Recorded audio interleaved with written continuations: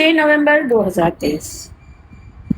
धर्म और जाति के ऊपर भारत देश को बांटना एक स्पर्धा हो गई है, या तो आप ये कह सकते हैं कि एक अनिवार्यता हमारे राजनीतिक नेताओं को लग रही।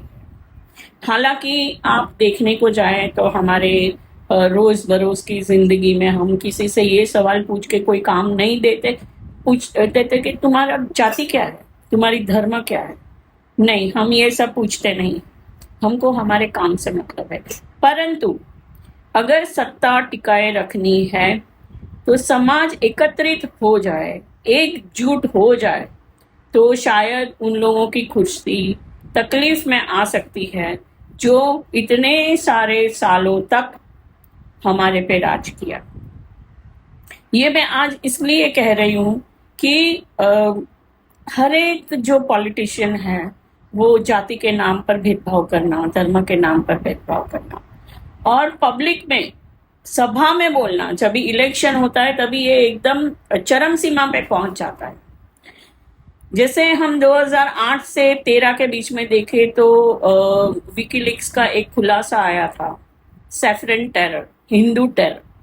ये भी एक उपमा दी गई थी कि हिंदुस्तान में हिंदू टेरर है। हालांकि देखने की बात यह है कि जम्मू और कश्मीर में 1947 से लेके जब तक आर्टिकल 370 नहीं निकला तब तक जो वहाँ के लोकल जो कश्मीरी थे उन पे जो त्रासदी होती थी, उन लोगों ने कभी हिंदू जो पंडित थे उन लोगों ने कभी वेपन्स नहीं उठाए, वो टेररिस्ट नहीं बने हैं। वो जम्मू कश्मीर छोड़ के दूसरे इलाकों में सेटल हो गए और अपनी जिंदगी जी रहे हैं। अब वापस इलेक्शन आया तो एक मंत्री जी है जो तमिलनाडु के हैं, उन्होंने कहा कि सनातन धर्म को मिटा देना चाहिए। अभी कोर्ट कहाँ चूक करती है, हालांकि मैं ऑफिसर ऑफ कोर्ट हूं तो मुझे ये हक बनता है कि कोई भी जजमेंट पास करने से पहले कोर्ट ने 100 बार सोचना चाहिए कि इसका इफेक्ट, कॉन्सिक्वेंसेस क्या आएगा। मद्रास हाई कोर्ट ने 8 सितंबर 2023 को एक मैटर आई। वो मैटर के तहत Senthil Malhar versus commissioner of police and another, तो मद्रास हाई कोर्ट में ये सिंगल बेंच के पास आई और जज थे जस्टिस आनंद वेंकटेश। जस्टिस आनंद वेंकटेश के सामने एक याचिका आई। ये याचिका थी Senthil Malhar versus commissioner of police and another. तो उन्होंने एक पुलिस को एप्लीकेशन की थी कि हमको द्रविडियन संस्कृति के लिए इन हाउस एक हॉल के अंदर हमारा आइडियोलॉजी के ऊपर हमको एक डिबेट या संवाद ऑर्गेनाइज करना है। तो वो उनका रिजेक्ट हो गया और वो रिजेक्शन ऑर्डर के सामने मद्रास हाई कोर्ट में ये सेंथिल जी ने याचिका दायर की। तो कोर्ट ने याचिका को हियरिंग करते हुए, उसको सुनते हुए क्या ऑर्डर पास किया। मद्रास उच्च न्यायालय में टिप्पणी की कि लोकतांत्रिक व्यक्ति में प्रत्येक व्यक्ति एक विशेष विचारधारा के बारे में अपना आरक्षण और राय का हकदार है और किसी को भी उसी विचारधारा का पालन करने के लिए मजबूर नहीं किया जा सकता है। अदालत ने यह भी कहा कि केवल संवाद ही समाज में विकास की गुंजाइश सुनिश्चित करते हैं। लोकतांत्रिक व्यवस्था में यह हमेशा संभव है कि किसी का विश्वास या विचारधारा के संबंध में उसके विचार भिन्न हो सकते हैं और होंगे। हर किसी को एक ही विचारधारा का पालन करने के लिए मजबूर करना संभव नहीं है और एक व्यक्ति हमेशा एक विचारधारा के संबंध में अपनी आपत्तियां और राय रखने के लिए हकदार है। अगर संवाद होगा तो समाज में विकास की गुंजाइश होगी, ऐसा अदालत ने इस सेंथिल मैटर में कहा।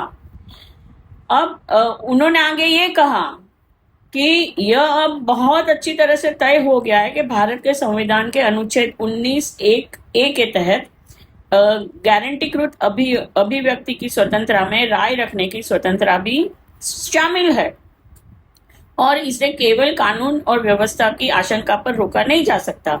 और भारत के संविधान के अनुच्छेद 19(2) के तहत जो उचित प्रतिबंध प्रदान किया गया है वह केवल सार्वजनिक व्यवस्था को प्रभावित करने की संभावनाओं के बारे में बात करता है, ऐसा अदालत ने ये सेंथिल की याचिका में कहा। अब ये ऐसा लगता है कि इसमें द्रविडियन संस्कृति के ऊपर विचारधारा नहीं था, मगर इसके बाद अभी एक नई matter I, Mangesh Karthikeyan versus commissioner of police, वो भी मद्रास हाईकोर्ट के सामने आई। और ऐसा लगता है कि जो सेंथिल की मैटर में परमिशन मिली उसी के बेसिस पे ये परमिशन इन्होंने अप्लाई की थी और कमिश्नर ऑफ पुलिस ने उसको रिजेक्ट कर दिया। वो रिजेक्शन ऑर्डर के सामने ये मंगेश कार्तिकेयन भी हाई कोर्ट में आए, मगर अभी जज साहब बदल गए थे। तो अभी नई मैटर में जज साहब ने कहा कि ये नहीं हो सकता। ये जस्टिस जी जयचंद्रन है जिन्होंने याचिका को खारिज कर दी। अभी मैं आपको पूरा बताती हूँ कि ये क्यों खारिज की। अदालत की ये जो मंगेश जी है उसकी याचिका पर सुनवाई कर रही थी, जिसमें द्रविड़ को खत्म करने और तमीजान के समन्वय के लिए एक इंडोर बैठक आयोजित करने की अनुमति मांगी गई। याचिकाकर्ता ने अदालत के पहले आदेश पर, जो मैंने अभी बोला, सेंथिल, रिलाई किया, भरोसा किया और अदालत को बोला कि अदालत ने ये मैटर में भी परमिशन दी थी, जिसमें एक व्यक्ति को द्रविड़ विचारधारा के बारे में विचारों को संबोधित करते हुए एक बैठक आयोजित करने की अनुमति दी गई थी और बैठक आयोजित करने के लिए इसी तरह से अनुमति मांगी गई थी। तो ये प्रेसिडेंट पे रिलाई करके ये पिटिशन आई। सनातन धर्म को खत्म करने के लिए हाल में हुई बैठकों के बारे में बात करते हुए न्यायमूर्ति जी जयचंद्रन ने कहा कि भड़काऊ भाषण देने वाले मंत्रियों, तमिलनाडु के मंत्री जी ने कहा था हमको सनातन धर्म साफ कर देना चाहिए, इरेडिकेट कर देना चाहिए, उसको खत्म कर देना चाहिए, ऐसा मंत्री जी ने कहा था। बोलो कि भड़काऊ भाषण देने वाले मंत्रियों और सत्तारूढ़ दल के सदस्यों के खिलाफ कोई कार्यवाही करने में पुलिस की विफलता और कर्तव्य की उपेक्षा थी। मगर अभी मंत्री जी के सामने क्या कार्यवाही करेंगे? जब राजा ही बोलता है मैं ये धर्म को खत्म करने के लिए आह्वान देता हूं, तो उसके सामने पुलिस क्या कर सकती है? पुलिस एक स्टेट का जो ऑर्डर है वो मानती है, तो पुलिस को ब्लेम करके कोई फायदा नहीं है। मंत्री जी क्यों बोले? मंत्री जी कस्टोडियन है, मंत्री जी तमिलनाडु के जितने भी सिटीजन है उनके कस्टोडियन है, वो उसकी सरकार में मंत्री है तमिलनाडु के। उसका धर्म, फर्ज और कॉन्स्टिट्यूशनल ड्यूटी बनती है कि हर एक धर्म और हर एक जाति के लोगों को साथ में लेके चले। तो कोर्ट ने ये कहा कि पुलिस फेल गई है तो मंत्रियों के सामने कार्यवाही करने में। तो इस न्यायालय का विचार है कि सत्ता में बैठे व्यक्ति को भाषण के खतरे को स्पष्ट रूप से विभाजित करने वाली प्रवृत्ति का एहसास होना चाहिए और जिम्मेदारी से व्यवहार करना चाहिए और खुद को उन विचारों का प्रचार करने से रोकना चाहिए जो विचारधारा, जाति और धर्म के नाम पर लोगों को विभाजित करेंगे। इसके बजाय मंत्रियों ने नशीले पेय, नशीला जो पदार्थ होता है, दारू और नशीली दवाइयां, ड्रग्स को खत्म करने पर ध्यान केंद्रित करना चाहिए जो स्वास्थ्य के लिए नुकसानकारक है, भ्रष्टाचार, अस्पृश्यता और सामाजिक बुराई है, ऐसा अदालत की ये जो न्यायमूर्ति जी जयचंद्रन है वो बेंच ने कहा। अभी एक नया भी चला है कि जिसकी जितनी संख्या भारी उसका उतना उसका हक। तो उसके पहले एक प्रधानमंत्री ने ये कहा था कि माइनॉरिटीज का इस देश के संसाधनों पे पहला हक है। अब पार्टीशन हो गया है, धर्म के नाम पे पार्टीशन हुआ, कई लोगों की मृत्यु हो गई, कई बिखर गए, फैमिली के फैमिली। अब और क्या चाहिए? अब लोगों को एकजुट होके यूनिटी से रहना चाहिए और इन लोगों की बातें सुननी नहीं चाहिए।